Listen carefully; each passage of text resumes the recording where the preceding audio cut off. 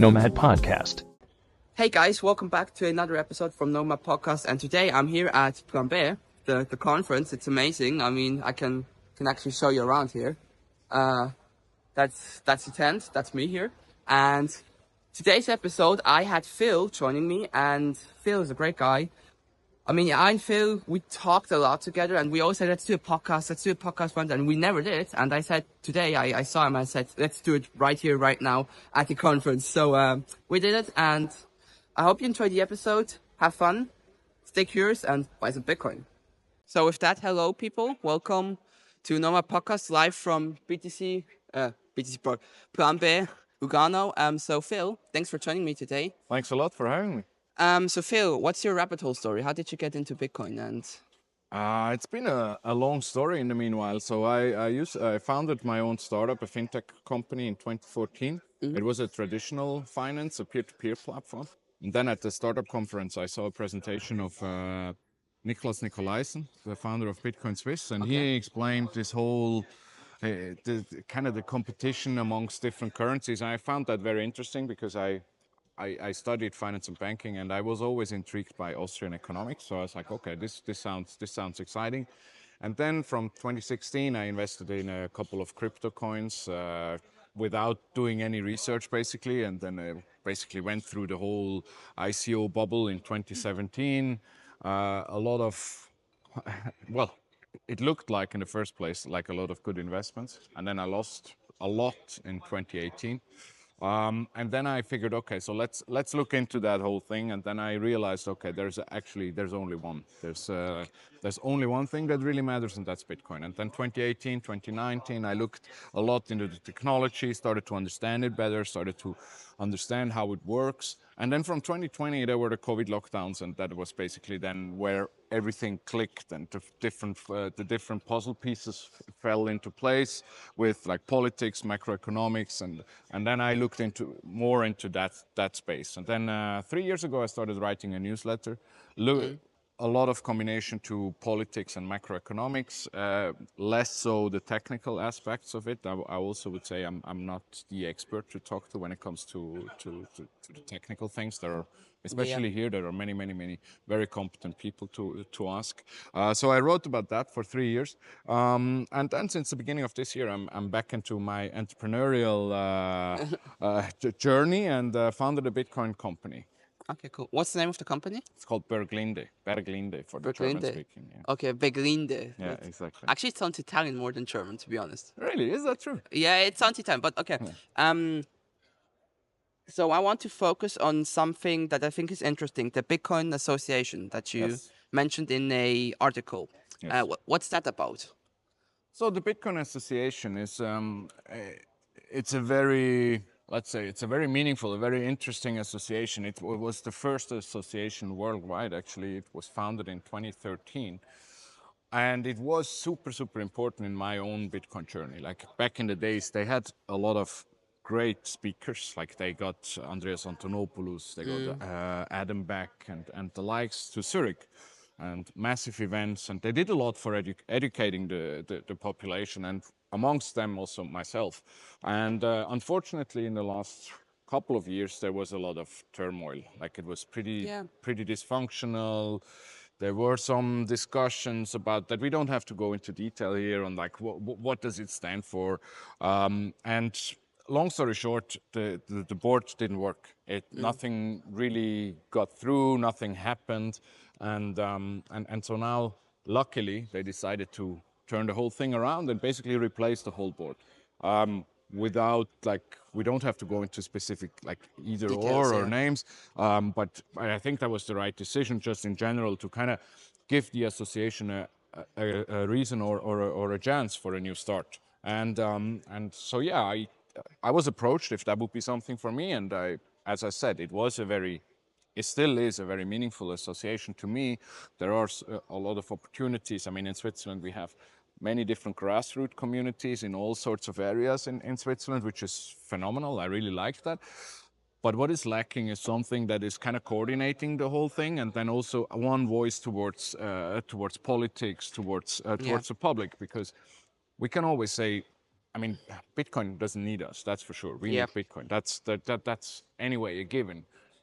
But I I mean, I'm Swiss. I really love our country in general, and I would like us to be at the forefront of it. And that means we do not need to, like, the protocol. For the protocol, it's irrelevant, but for the companies that are Yeah. building stuff in Relay, Bitcoin for with example. yeah, Yeah. exactly with Bitcoin. I mean, we want to be one voice, and we want to make sure that these companies they actually find the ground that they can flourish. And that's what we try to do. We try to engage the community. We try to work with the grassroots communities, especially. Like, we are not some sort of a competition to all the Dezentralschweiz, Bitcoin Alps, and etc. And all, like, they're fantastic. And so yeah, we try to engage that. And this election was now 3 weeks ago. And yeah, I was lucky enough to be elected as one of the board members now, and I hope that we can make the changes that we envision. Fist on the table. Yes, of Fist on course. the table. I'm the boss now. Yeah. Do you think that, because you mentioned as a Swiss person, for you it's important that Switzerland is, as a country which is supposed to be, which is known for its neutrality, for its riches, I would argue. Currently, there are some things happening that might take that away. Are you worried that Switzerland might be not a forefront runner when it comes to Bitcoin and comes to being when it comes to being the country that is rich, neutral, nice, beautiful? Yes, absolutely. I am worried because, I mean, I once wrote an article about it on, like, what connects us, what is Switzerland's heritage, where we're coming from, what do we stand for, like neutrality, direct democracy. We are very federalistic, so basically all sorts of cantons and the Gemeinde, the villages, they have all their own small kind of, what is it, government, so to Government, say. yeah. And so we have, there are a lot of similarities to Bitcoin and its protocol. But now, in the last couple of years, I think we did a fairly good job under the Bundesrat Uli Maurer and Johann Schneider-Ammann at being, like, at the forefront of, like, a pretty open regulation. Well, now I think we lost track a little bit, and Yeah. it's as always, like, as soon as politicians are involved, it's the the grab for power is insane, and it always pulls towards centralization. And this is, despite all the advantages that we have in our system, that's also the case in Switzerland, and that can create disadvantages for companies, but also for individuals. And yes, I am worried. Less worried about the rest of Europe, but that's Yeah. you should always look at the top and not at. Yeah. Do you think then that maybe the U.S. elections will be powerful? Because when I look at elections, I think European elections they matter, but when I look at the U.S. election, or let's say Chinese election, although I'm not sure if they still have elections, I don't know. Insider joke. Do you think that the election with Trump Kamala is also important? Because I believe if Trump wins, the whole thing in Europe will change, the whole thing in Switzerland will change. But if Kamala wins, Yeah. Yeah, definitely. It has a huge impact. I mean, I personally believe we are moving away from, like, the US as the sole superpower. Like, there are clearly different power structures popping up all over the world, which I personally think is not bad in general. yeah, However, the US is definitely still a yeah, superpower. And I mean, I think you bring up an interesting topic. I mean, when you look at the European political sphere, I always find it a bit funny on, like, how big they think they are, these the politicians, but they're, I mean, let's be honest, the European Union economically worldwide is completely irrelevant. Like, it does not matter. It's like I always think that the Bitcoin price is a somewhat interesting indicator on what's happening. I mean, as soon as the Fed changes something in their interest rate policy, the Bitcoin price is very volatile. And then if the EZB does something, it doesn't care. it It's doesn't give a shit, irrelevant. yeah. It's irrelevant. Like, the euro is irrelevant for international trade, and the EU is irrelevant for the international economy. So yeah, it does have an impact. And I personally think when you just look at the price, I think it wouldn't matter. Like, Bitcoin doesn't care, even if Kamala would win. then the price will anyway develop in a nice way because she will print like a maniac, so to say. So does Trump, to be Yeah, fair. yeah, Like yeah. he's also not fiscally responsible. But Trump is clearly in favor of good regulations, of a flourishing environment for the economy, and so yeah, I do think it has an impact. And as soon as I mean, if you look at the last 15 years as well on how the European economy developed, Switzerland did relatively okay, but to be fair, we also didn't do as good as the US when Yeah, it yeah. comes to the GDP development. And so if Trump wins, I believe the US are in for quite some growth, Okay.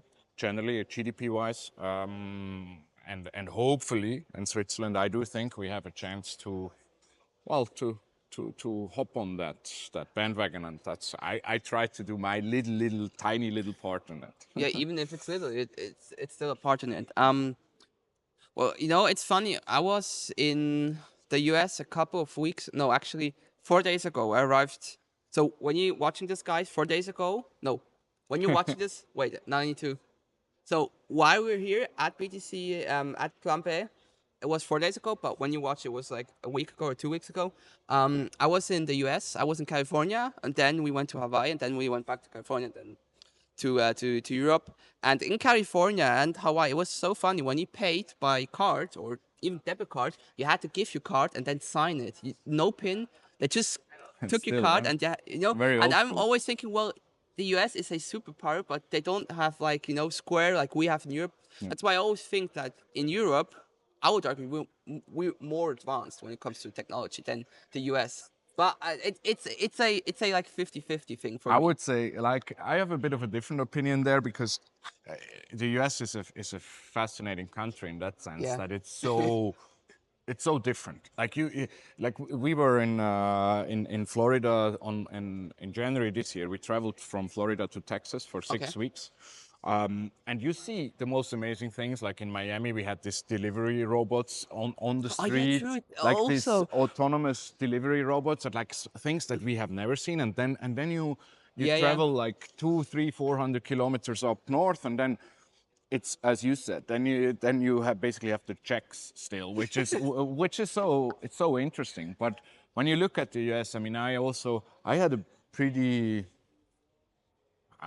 how do you say that? Not a depressed impression from outside of the US. I felt like the country is clearly not on a good path over the last 2 to 3 years, and I still think it wasn't on a good path. However, when I was there, I came home and I talked to my family and my parents and friends, and I said, I think they're gonna make it because the US they have a different Man, vibe. They have a different mentality. They like you talk to Uber drivers and Lyft drivers, and all of them they were so skeptical about what's happening in politics, like absolutely incredible. But all of them said, it doesn't matter. We will do it. We will pull this whole thing out of the mud, and that's clearly not the mentality that you can see in Europe, I in would Europe, say. it's the businessman mentality, in my Yeah. opinion. It's the I'm not sure if it would what would happen if their rights would be taken away because Americans love their rights, especially with the whole gun thing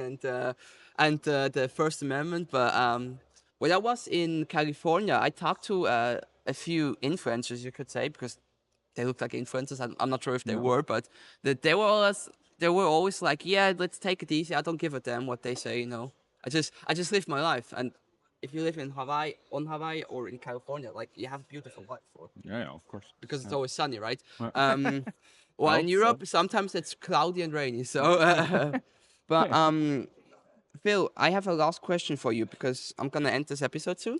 I told you it was a quick one. So, as a Swiss person and as a person who is part of the Bitcoin Association on the board, what would you try to implement or change that people will get Bitcoin easier, especially people my age? Or what would you do that they get Bitcoin, that Bitcoin gets to them?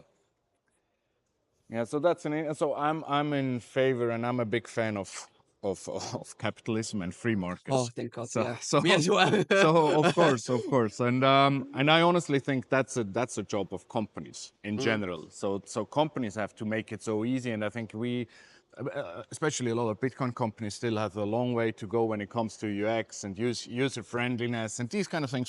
So we as the Bitcoin community have to focus on that first.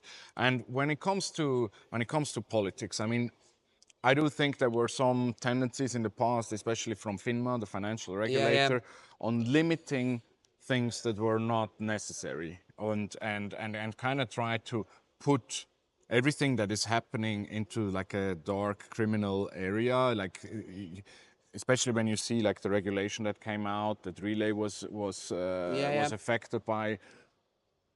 It's not that people just want privacy and freedom, and they would like to have a money that cannot be debased and cannot be controlled by anyone. They're not criminals because of that. Yeah. And you feel like some developments go in that direction in which that the regulator thinks, well, all of them are criminals, while it's clearly, when you look at it, it's maybe 1%. Yeah, yeah. And the same goes for cash or any other currency or form of money. And so I think there we can work on. But in all honesty, I met a couple of politicians now, and I met a couple of regulators already. We went through the regulation process with my previous company. They're not bad people. That's not. They just have to do their job. They have to do their job, and also we have to work on education. Like, we have to work on explaining what Bitcoin is, what it stands for, and on all the values that stand behind it, and all the advantages that come with it. And a lot of them, they will understand it. It's just, it takes time, and it's not true that all of them are some sort of like utopians. And so I'm still positive. I think we can make it, and we will make it, and hopefully we can make Switzerland Great again, yeah. Bitcoin great in Switzerland again, so to say.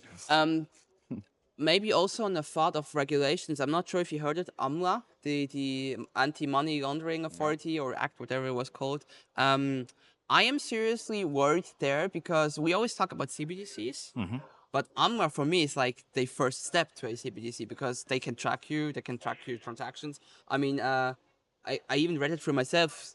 I mean, they don't say it like that, but when you read it, so basically what they're gonna do, if you own 3K a month, but you buy yourself a handbag for 5K a month, 5K, sorry, they're gonna ask you, well, you make 3K a month, where did you get those 2K extra from, to buy yourself a 5K handbag, And then they're gonna track you, they're gonna check your credit cards, and if they think, even if they think you're a criminal, like, as you said, those 1%, they're gonna delete your bank account, you're not allowed to buy stuff anymore, right? For me, that's worrying, but what do you find? It definitely is, for sure. It's I'm not an expert yet on on all the laws, to be honest, but yeah, it is. I still trust the Swiss population and the Swiss system enough that they know where we're coming from. Like the independence from the SNB plus the reliance on cash is still pretty strong. Okay. And I hope that we can fight it in like a direct democratic process.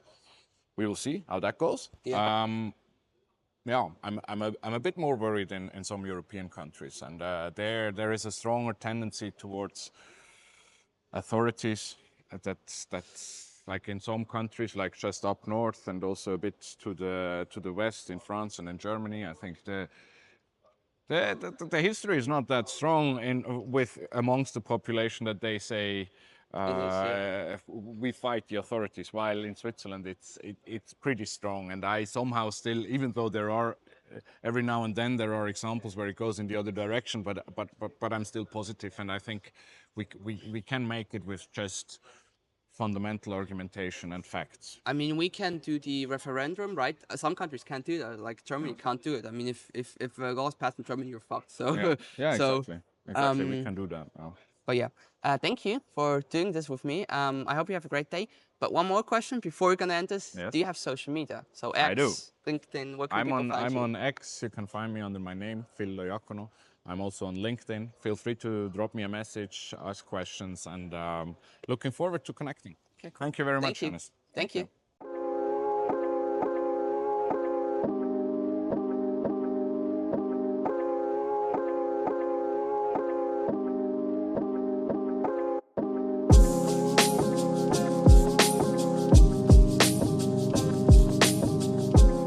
Nomad Podcast.